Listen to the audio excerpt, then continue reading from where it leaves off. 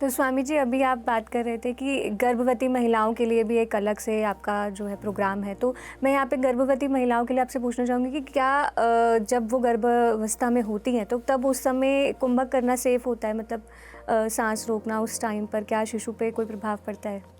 Action गर्भवती महिलाओं के साथ में हमारी जो बूढ़ी औरतें, आपको मालूम है पारंपरिक तौर पे गर्भवती महिलाओं को आराम नहीं करने देते थे, हमेशा ज़्यादा काम करवाते थे। वो ज़्यादा काम क्यों करवाते थे?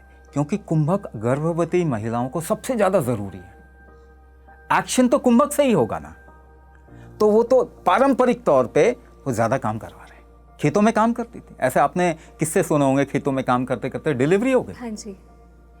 तो आज के टाइम पे आप देखिए, किसी का भी डिलीवरी जो है घर में नहीं हो रहा, हॉस्पिटल में हो रहा, और मृत्यु कहाँ हो रही है? हॉस्पिटल में हो रही है। यानी ना तो हम नेचुरली डिलीवर करने के लायक बचे और ना ही नेचुरली मरने के लायक बचे।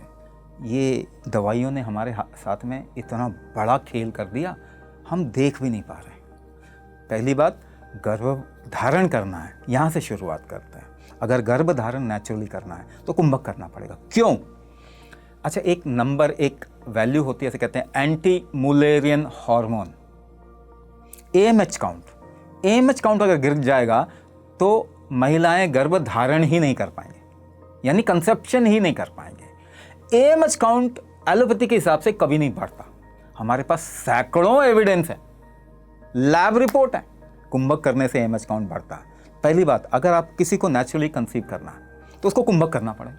क्यों? क्योंकि AMH काउंट कुंभक से बढ़ेगा। अच्छा, इतना ही नहीं, स्पर्म से रिलेटेड सारे issue, sperm motility, mortality, morphology, sperm count, even ED की प्रॉब्लम जो है, इरेक्टाइल डिसफंक्शन, ये कुंभक से ठीक होता है। हमारे पास में सफिशिएंट एविडेंस है, लैब रिपोर्ट्स हैं।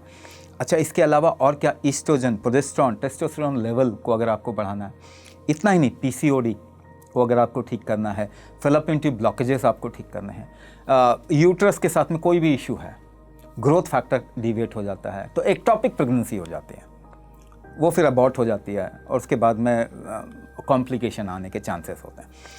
ये सारे कुंभक से ठीक होते हैं, जो कि दवाइयों से नहीं होते। अच्छा, क्या क्रोमोसोमल डिफेक्ट ठीक हो सकता है? कुंभक से क्रोमोसोमल डिफेक्ट ठीक होता है। हमारे पास एविडेंस है, हमारे पास रिपोर्ट है, जेनेटिक टेस्ट रिपोर्ट है, बिफोर एंड आफ्टर। क्या किसी दवाई से जेनेटिक डिफेक्ट ठीक हो सकता है? उसी से तो हुआ है, ठीक कैसे होगा? अच्छा, कंसेप्शन में ज़्यादातर क्या बोलेंगे, पहले जब डॉक्टर के पास जाते हैं कहते हैं कि अभी तो अनडायग्नोस्ड इनफर्टिलिटी है, हमें पता नहीं क्यों नहीं है, आप ट्रीटमेंट करा लो, ये कर लो।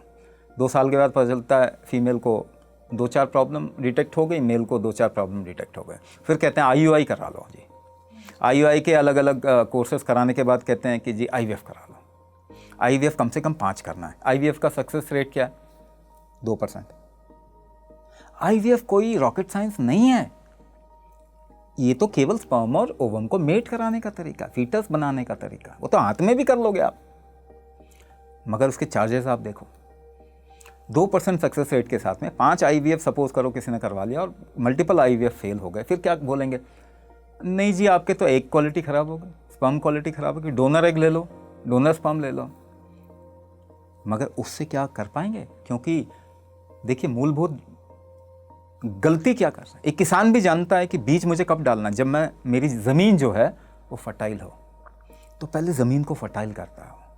आप इस शरीर की फर्टिलिटी को बर्बाद करके इस शरीर के अंदर कंसेप्शन करवा सकते हैं? कभी भी नहीं। कुछ भी कर लो नहीं होगा, कुछ भी कर लो नहीं होगा। आगे आने वाले 10 साल में IVF का सक्सेस रेट और कम हो जाएगा, क्योंकि IVF आपको बच्चा नहीं दे रहा, आपका शरीर दे रहा है। आपके शरीर की फर्टिलिटी बढ़ाना पड़ेगा आपको, और वो कुंभक से ही बढ़ेगा। सेकेंड स्टेज, यहाँ से हम आगे बढ़ते हैं। कंसीव कर लेने पे आप उस जीव को संस्कारित गर्भ में कैसे कर सकते हैं? क्या मंत्र जाप से संस्कारित हो जाएगा? ये दुनिया जो है ये प्रैक्टिकल होनी चाहिए ना। आप इमेजिनेशन से दुनिया नहीं जीते। तो गर्भ संस्कार का मूलभूत नियम जो है वो कुंभक ही है।